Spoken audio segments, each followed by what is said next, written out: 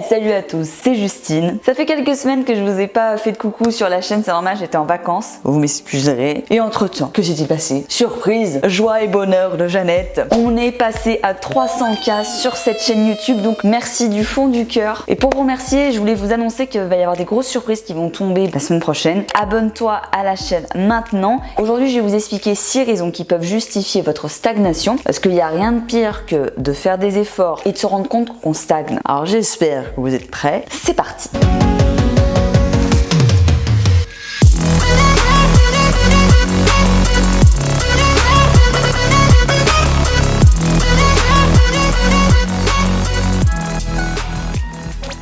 Sachez que la stagnation, ça fait partie de la vie du sportif. Ça m'est déjà arrivé, pas qu'une fois. Les sportifs confirmés ou les coachs professionnels ont en général plus de connaissances sur la maîtrise de leur corps, ce qui fait qu'ils arrivent peut-être un peu mieux qu'un débutant ou que quelqu'un de pas du tout familier avec le sport à gérer ces périodes de stagnation et à parfois se relancer. Ce que je veux dire, c'est qu'il faut pas culpabiliser. Ça veut pas dire que vous êtes une merde, ça veut pas dire que vous allez ruiner tous vos efforts, que tout ce que vous avez fait avant ne sert à rien, pas du tout. On va voir ensemble 6 raisons qui vont parler à un maximum d'entre vous parce que ce sont pour moi celles qui reviennent le plus souvent en dehors de tout ce qui est pathologie et maladies graves qui, on va dire, à elles seules peuvent expliquer aussi des stagnations et qui sont à voir au cas par cas avec des médecins ou des spécialistes de santé. Première explication, l'entraînement n'est plus assez intense ou n'est plus adapté. On a tous un point de départ qui est différent. Comme je vous le dis souvent, ça dépend aussi de votre niveau sportif, si vous étiez sportif avant ou totalement débutant, sédentaire, de votre hygiène de vie, de votre âge, de votre sexe, de votre taille, de là où vous vivez, bref, de tous vos facteurs de vie. Je vais prendre 2 exemples. Le premier, c'est Jeannette, totalement débutante. Elle se lance dans une prise en main, elle a fait 0 sport toute sa vie. Elle va donc progresser assez rapidement dans les premières semaines, voire les premiers mois. Elle va avoir de beaux et superbes résultats, que ce soit sur sa vitalité ou même sur sa shape. Mais à un moment donné, Jeannette,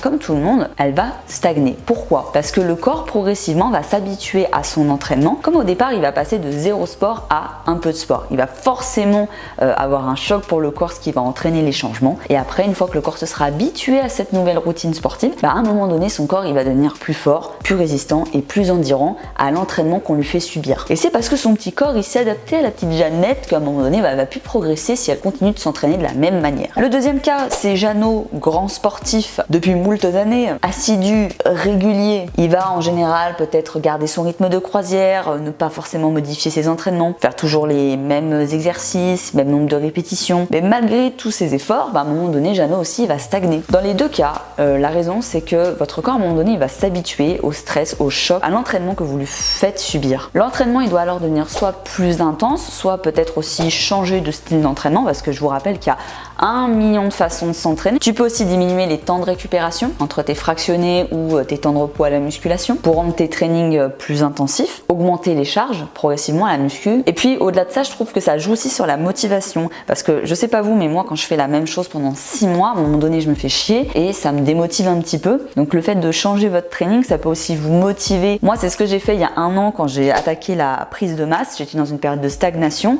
et j'avais envie de me relancer un nouveau défi, de faire autre chose, travailler différemment. C'est à ce moment-là qu'on vous dit de sortir de votre zone de confort. Et si vous avez du mal à gérer vos trainings, que vous savez pas trop comment progresser, comment structurer vos entraînements, moi je vous orienterai toujours sur le coach sportif personnalisé. Mais prendre un programme personnalisé et après devenir autonome, ça vous permettra aussi d'être encadré, d'avoir une fiche, un planning à suivre, ou pourquoi pas vous lancer dans des défis sportifs qui vont vous motiver, vous permettre de sortir de votre quotidien, comme le MyFit Challenge. Moi je dis ça, je dis rien. Si tu as des questions, tu vas sur myfitchallenge.com. C'est fini, je me tais. Petit 2, vous ne dormez pas assez. Pour ceux qui s'en souviennent, j'ai fait il y a quelques mois une vidéo complète sur le sommeil. Dans cette vidéo, on parlait des bénéfices d'une bonne nuit, d'une nuit de qualité, et les problèmes aussi que cela engendre si jamais vous avez un mauvais sommeil. Parce que ça paraît tout con, mais ça peut avoir un vrai impact sur vos résultats. Je vous invite donc du coup vraiment à aller la voir, elle est ultra complète, elle est beaucoup plus détaillée, ça m'évitera de paraphraser ce que j'ai déjà dit dans cette vidéo, là dans celle-ci. Vous avez même des astuces pour régler vos cycles du sommeil. Vous avez une méditation qui est liée à cette vidéo. Mais ce que je veux vous dire, c'est qu'il y a beaucoup de facteurs qui vont jouer sur votre progression, votre régression, votre stagnation. Avec le boulot, on se couche tard, on se lève très tôt. Et si vous êtes dans des périodes de stress, de surmenage, de vie décalée, ça peut jouer effectivement à ce niveau-là. Donc encore une fois, allez voir cette vidéo. Vraiment, vous pouvez même faire pause avec celle-ci, vous matez la vidéo sur le sommeil et revenir ensuite. Parce que bien dormir, c'est aussi bien récupérer. Et ça, votre corps, il en aura besoin. Petit aparté, je le rajoute dans la partie entraînement inadapté. Le surmenage sportif peut aussi entraîner la stagnation. Vous en faites trop, vous cumulez trop les efforts parce que vous êtes plein de bonne volonté, votre corps s'épuise, n'a pas le temps de suffisamment récupérer et vous n'avez pas tous les bénéfices de vos entraînements. Petit 3, le basique, l'alimentation. Il y a deux grandes raisons qui reviennent souvent et ça je le vois beaucoup avec les échanges que j'ai sur les réseaux sociaux, c'est je mange sainement mais je comprends pas, il n'y a rien qui change. En vrai, ce qu'il faut bien que vous compreniez, c'est que manger des aliments sains à eux seuls, ça ne suffit pas. Comme tous les aliments sains, ils ont des nombres de calories. Donc en plus de leurs bienfaits, certains aliments sont quand même assez riches. Et il y a beaucoup de personnes qui pensent que abuser, surabuser ou consommer en grande quantité des aliments sains, ce sera forcément bien pour leur diète ou que ça sera pas nocif ou que en tout cas même ça pourra les aider à maigrir. Or c'est pas forcément le cas. Un aliment sain ne veut pas forcément dire qu'on peut le manger sans restriction. Même les aliments tels que les légumes, tout ça, vous savez, l'excès de fibres, j'en avais déjà parlé sur la chaîne avec Manger healthy me rend malade, que l'excès de bonnes choses peut devenir néfaste. C'est un équilibre, c'est comme pour tout. Et dans le cadre notamment de la perte de poids, peu importe à quel point votre alimentation est riche en minéraux, vitamines, etc. Si vous n'êtes pas en déficit calorique, c'est-à-dire que vous mangez légèrement moins que ce que vous dépensez naturellement en calories, vous perdrez pas de poids. Et il y a beaucoup de personnes qui stagnent ou qui reprennent du gras, parfois même en mangeant très sainement. C'est pourquoi moi je vous invite de plus en plus à travers les vidéos à faire la différence entre la notion de manger sainement et la notion de manger équilibré. On mélange souvent les deux parce qu'on pense que ça va de pair, mais ça reste quand même deux notions différentes. L'alimentation intuitive, c'est génial. C'est génial quand on maîtrise un petit peu déjà son alimentation, qu'on a déjà équilibré ses aliments, ses assiettes, etc. Qu'on sait se gérer. Parce que l'alimentation intuitive faite par des gens qui ne savent pas du tout comment le gérer, et du coup ça donne des effets de stagnation, d'incompréhension et parfois des erreurs toutes bêtes qu'on fait tous quoi. Malgré tout, je vous conseillerais dans les départs de vous faire aider comme pour le coaching sportif par une nutritionniste, un diététicien, un coach spécialisé en nutrition. Je cite tous les corps de métier parce que pour moi il n'y a pas un spécialiste mieux que l'autre, ça va vraiment dépendre de la personne. Venez pas me casser les cacahuètes en commentaire, les syndromes métiers là, s'il vous plaît. Ça veut pas forcément dire faire un régime parce que ça c'est quelque chose que vous pourrez garder un petit peu à vie en fait, ça va vous donner des petits automatismes. Ça permet juste de savoir comment gérer les féculents, comment gérer les apports en protéines, comment gérer les légumes et ça va vous aider pour votre vie après quotidienne. Effet inverse, vous pouvez stagner en ne mangeant pas assez. Beaucoup de gens vont penser que manger 800 000 calories ça va les faire maigrir. On va perdre beaucoup de poids au début avec ce style de régime, c'est évident, on est dans un déficit qui est hyper important. À 800 000 calories, tu vas perdre assez rapidement, très vite. Par contre ça va être super dur, super frustrant, mais c'est intenable sur le long terme. Surtout si vous faites du sport, ça peut être très dangereux. Pour l'avoir expérimenté dans ma pire erreur fitness, que je vous mets aussi ici, ça va vous épuiser, ça va vous miner le moral, ça va vous mettre de mauvaise humeur et ça peut créer des troubles du comportement alimentaire. On se dit que si on remange plus, on va reprendre du poids, que c'est foutu pour nous. Vous verrez qu'au bout d'un moment, même à 800 000 calories, vous allez stagner parce que votre corps il va se mettre en mode survie, il va se mettre en mode carence. Le métabolisme va s'adapter pour survivre, il va considérablement baisser et pour perdre du gras, il faut toujours manger légèrement moins que ce que l'on dépense. C'est-à-dire ce qu'on dépense de base sans sport, ce qu'on brûle naturellement toute la journée. Et si vous mangez 800 000 calories, votre métabolisme il va baisser. Si vous voulez continuer à perdre du poids, il faudra toujours manger légèrement moins. Et à un moment donné, c'est la mort. C'est pire. Il y a une fonte énorme de la masse musculaire et c'est tout ce qu'on veut éviter. Alors quand je creuse un petit peu et que je demande aux gens est-ce que tu manges vraiment sainement, équilibré? Oui, je mange équilibré, sainement. Et quand on creuse, on voit qu'il y a un peu de grignotage. Beaucoup.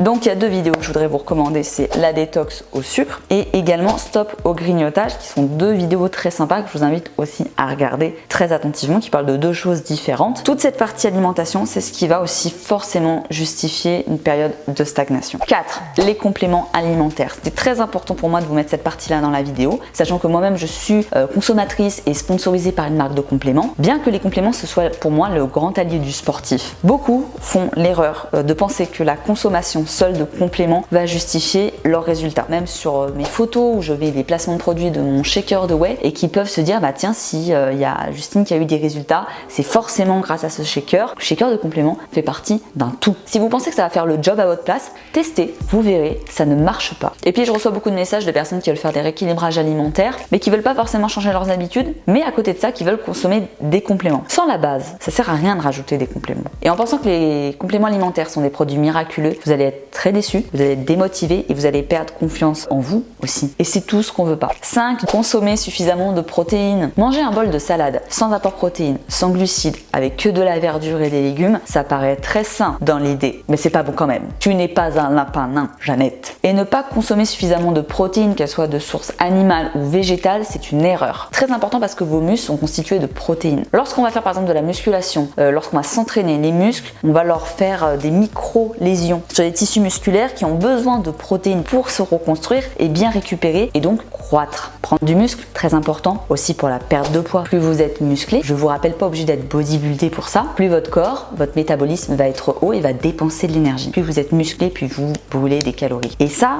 de développer votre masse musculaire, et ben ça va vous éviter de devoir tout le temps baisser ce que vous mangez en termes de nombre de calories. Votre métabolisme va augmenter et vous aurez toujours besoin de créer un léger déficit pour perdre du poids, mais il sera moins grand et ça c'est top.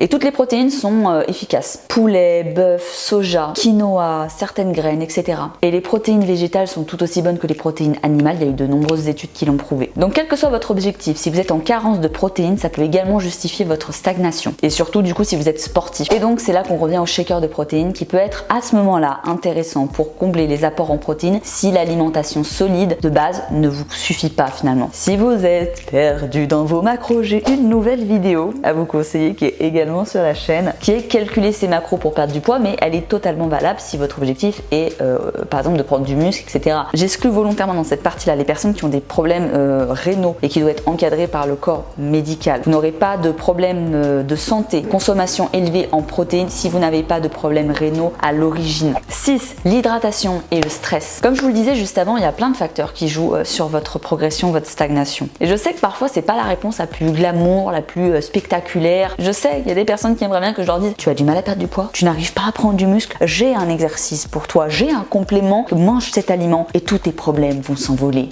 Le stress peut faire grossir ou stagner, ou même ne serait-ce que gonfler visuellement. Le stress, ça crée un taux élevé de cortisol qui peut entraîner le ralentissement de votre métabolisme, en tout cas ça baisse. En réaction à votre stress, crée du glucose dont votre corps n'a pas physiologiquement besoin et ça va fatiguer votre foie, ce qui va l'empêcher de bien éliminer et de bien drainer les déchets. Et de manière générale, si vous avez du mal à gérer votre stress, que ce soit au travail, que ce soit à l'école, que ce soit à cause d'événements familiaux, un décès, une rupture, un divorce, n'hésitez pas à vous faire aider. Quand on a des choses difficiles dans sa vie, qu'on n'arrive pas à le gérer émotionnellement tout seul, ça sert à rien de rester dans sa merde. Ça m'est arrivé de nombreuses fois dans ma vie, ça m'a aidé d'aller voir quelqu'un, de parler de ces choses-là, de déléguer un peu mon stress et de pouvoir sortir un peu la tête de l'eau. On va parler maintenant également de l'hydratation, point très important, tellement négligé. C'est aussi important que l'alimentation, c'est 50-50. Mais sincèrement, pour vous, posez-vous la question, hein, personne ne vous juge, faites-vous un petit bilan de vous avec vous-même. Si vous ne buvez pas assez, si vous ne buvez pas vos 1,5 litre à 2,5 litres avec sport par jour, ventre gonflé et rétention d'eau et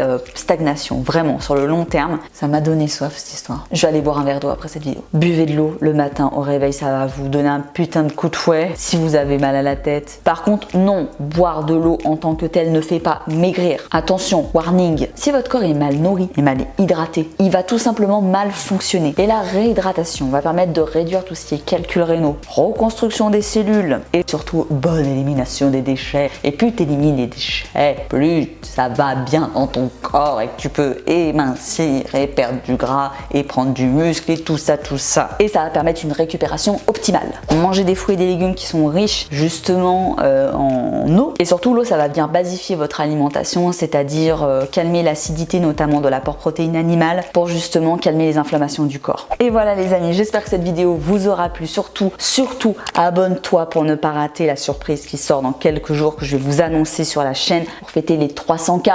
Il y aura également 2 jeux concours qui seront ici dans la barre commentaires sur ma chaîne. Il ne faudra pas les rater. Lâche un like si tu as kiffé cette vidéo, ça permettra de me soutenir et de bien la référencer sur YouTube. Moi, je vous fais des gros bisous à tous.